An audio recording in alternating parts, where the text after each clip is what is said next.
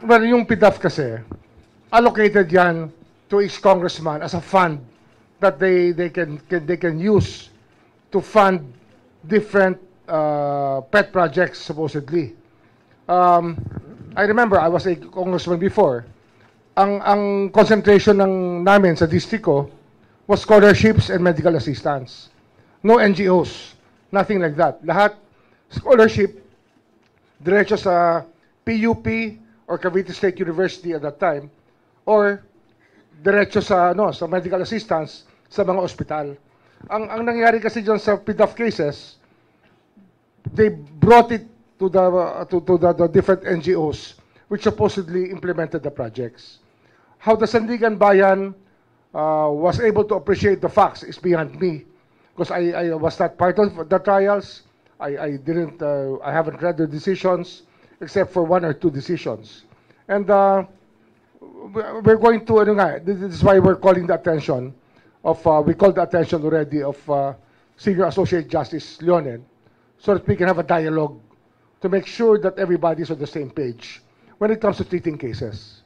Di ba? Kasi nga, ang kalahati ng judicial system, sa kanila eh. Di ba? Justice system natin. Hindi naman kami lang eh.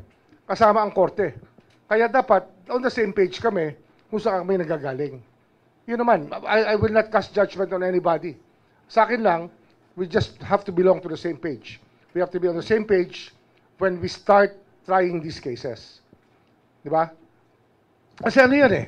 The evidence that we present here will be the same evidence they will appreciate. And the witnesses we will present in court will be the same witnesses that will be part of the decision. So the dialogue just has to happen so that we're on the same page. I think that medyo klaro na yun, di ba? Sir, mas mahirap pa i-prosecute now, given na yung fund ay nasa DPWH? Actually, may madaling i-prosecute dito, but actually, hindi mahirap po. Parang pareho lang eh, kasi yung PDAF cases are ghost projects din yan eh. They went to NGOs, supposedly with beneficiaries who were fake beneficiaries. Di ba? So nawala yung pera, where it went, it was never explained. Pwede mo mawala ang pera ng ganun-ganun lang kung walang kukuha. Yun lang naman ang tanong dito, di ba? And I think the narrations of the DPWH people, Henry Alcantara, Bryce Hernandez, are more or less complete and very vivid. We saw the pictures on the table, the money on the table. I think 300 billion yun nasa picture na yun, eh, no? Yung ba, nawawala na lang ng parang bula yun para walang managot. Yun lang naman yun, eh. I think that we just need a dialogue with them. So I think that on Thursday, Senior Associate Justice Lonen will be with the Sandigan Bayan, and we will be talking to them also. Both, maybe separately, Saj Lonen and the Sandigan Bayan Justices. Kakausapin din namin. Sir, follow up lang po doon. Sir, gaano katibay na po yung mga ebidensyang inihawak natin o hinahanap pa po natin? Kasi puro testimonial po, most of it. Nababack up naman po ba ito ng mga dokumento, iba pa pong evidence? Alam nyo, AMLA is not always, will not always tell you the story. Kasi we're a cash economy. Di ba? So, we will have to follow a cash trail somehow. And we intend to pursue that. Ombudsman, considering po yung mga evidences, kailan may timeline po kayo kung kailan talaga makakasuhan ng ombudsman itong mga sangkot dito sa mga flood control projects sa Sandigan Bayan? Anong stage tayo ng PI sa So we're already receiving counter affidavit. counter affidavit? We're already receiving the counter affidavits. So, let's say we receive the counter affidavits within this week. Within this week. Next week, we can already have a resolution.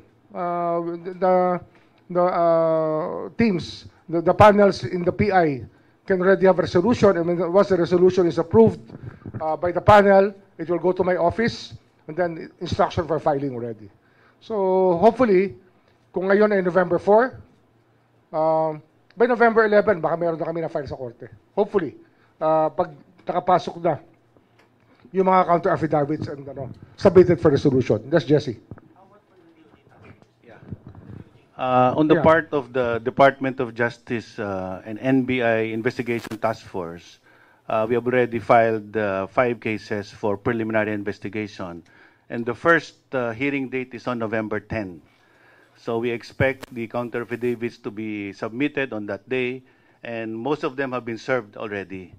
So in addition, the approach we're taking is not only with respect to the DPWH officials involved in the misuse of funds. The additional investigation we're doing, together with the help of many whistleblowers, named and unnamed, are the proponents and how they actually receive kickbacks. So this is how different this is from the PDAF, because we're not limiting our investigation to the misuse of funds, but those who benefited from this illegal use of funds. So the kickbacks aspect would point to proponents that could possibly be lawmakers, senators, and congressmen. But would you like if you could elaborate po the link na nakita po kay Punoan in this project? I think I had the discussion earlier with former Secretary Singson and Justice Reyes, and it's some of it can be attributed to gross inexcusable negligence, if I'm not mistaken. Being the Secretary of Public Works, it was his job to make sure that things happen properly. I think that's one of the recommendations, is really to charge them with gross inexcusable negligence. The same case that we'll be filing against, probably under study now, the Speaker of the House, former Speaker of the House, Martin Romualdez. Sir, can you elaborate yung kay Speaker Martin Romualdez? Ano na po yung proseso natin? Ano na po yung hawak natin kung meron man na evidence? Hindi kasi when we look at the Saldico cases, and the whole pattern that happened, it was really Saldico working with some senators that came up with a final version of the budget. And the plan was laid out there. If fingers do not point to the Speaker, former Speaker, as the leader of the House, he was responsible for the appointment of Saldico. Although Saldico was elected on the floor, everybody knows that it was the Speaker's choice. That's why we have to hold him accountable for that. It's a novel theory. I know we're crossing the boundary of normal legal theory, but we have to stretch it a bit. Kasi nga, the whole government machinery and the Filipino people suffered damages due to the acts of Saldico. And if there's nothing criminal about it, then it's negligence at least. We have to go there. We have to go we have to tread that path already. That nothing is excusable here. At the least, negligence should be charged against those who were responsible for their offices. Ano yan leadership principle yan The buck stops with you. Sir, meron ba tayo mga ipapatawag na mga tao na involved dun sa investigation naman po? Yun nga po, Speaker Romualdez, PB Zaldico, yung mga staff niya, paano po ba natin nakikita yun? Well, we're trying to locate Gutesa if he's going to go back to testify, but we don't know yet. We're looking at all the narrations as a whole. All the narrations from the beginning of the Senate trials that led to these revelations, all of them will be used in putting up the theory of gross inexcusable negligence.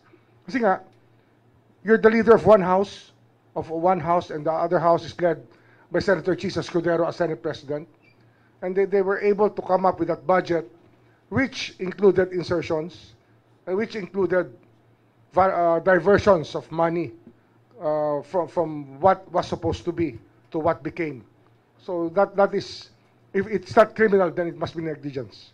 It must be one of them. It cannot be completely. Nobody can be completely blameless for that. Sir, Senator Chisa Escudero, paano na po yung investigation sa kanya? Ongoing, we have statements leading of a money trail leading to him, narrations of fact that are there already. But of course, we want to buttress it with other evidence, which we're looking to right now. Ano nga pag wala ka makitang AMLA trail, then you have to follow a cash trail, and we will find it.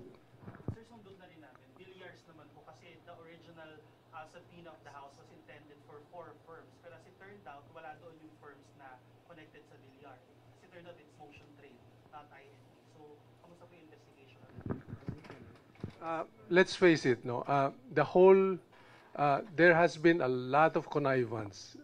Congress, DPWH, even the agencies that were supposed to monitor the fund movements, no.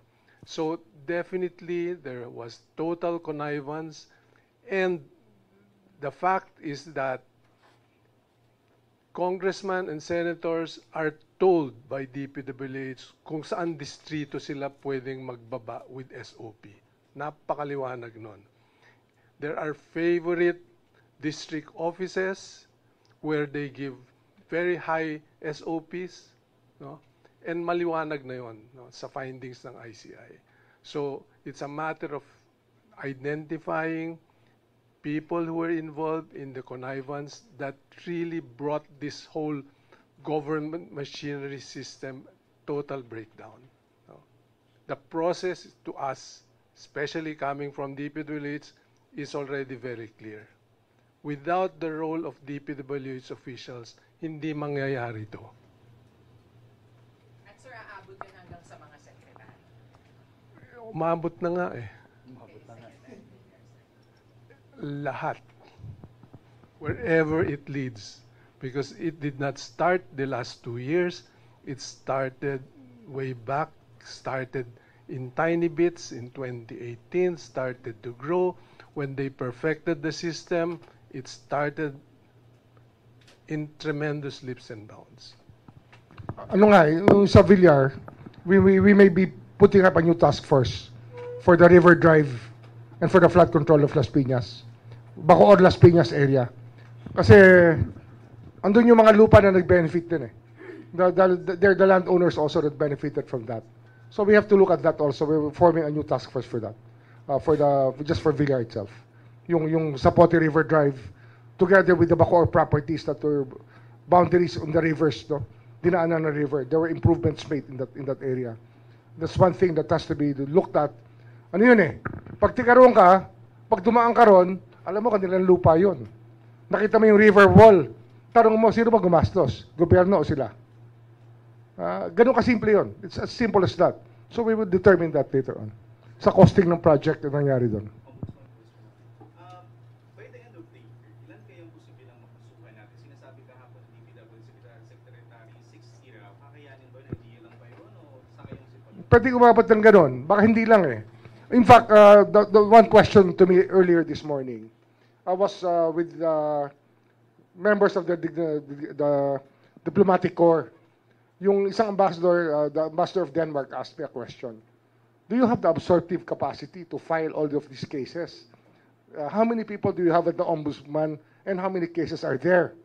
Sabi ko, wow, that's a good question. Kasi nga, we have 1,400 people here in this office. Kasama na ang Luzon, Visayas, Mindanao offices. And if you look at that, ilan ng lawyers natin dito? 400? Roughly 400 lawyers. But if you look at the number of cases and the number of projects, you're looking at more than 1,000 projects na may problema.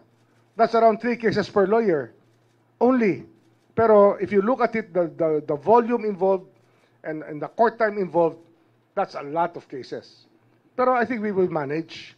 And if you look at the staffing pattern of the Office of the Ombudsman, we can accommodate more lawyers here. And a lot of people are applying right now. We're evaluating them already. Kaya yung tanong na, will we be able to deal with this deluge of cases? I think we will. And ang kailangan lang dito, kaya nga kailangan ng dialogue with the Supreme Court and the Sandigan Bayan, is that they should be prepared to adjust their time schedules. Na we might be start trying cases morning and afternoon pagdating ng panahon. So much different from what life is right now. No, halos walang kaso, konting-kaunti ang kaso sa Sandigan Bayan. We expect a deluge of cases. Well into 2026, marami pa ifa-file dyan. Kasi ang dami naman nagre-report pa. I received text messages, pinapa-investigate ko. And some of them turn out to be positive, like Binyan, Laguna. May nag-text lang sa akin. So, pinadetermine ko sa fact finder, sa mga tao namin, meron. may problema din. So we're talking about a lot of cases here. A deluge of cases will happen.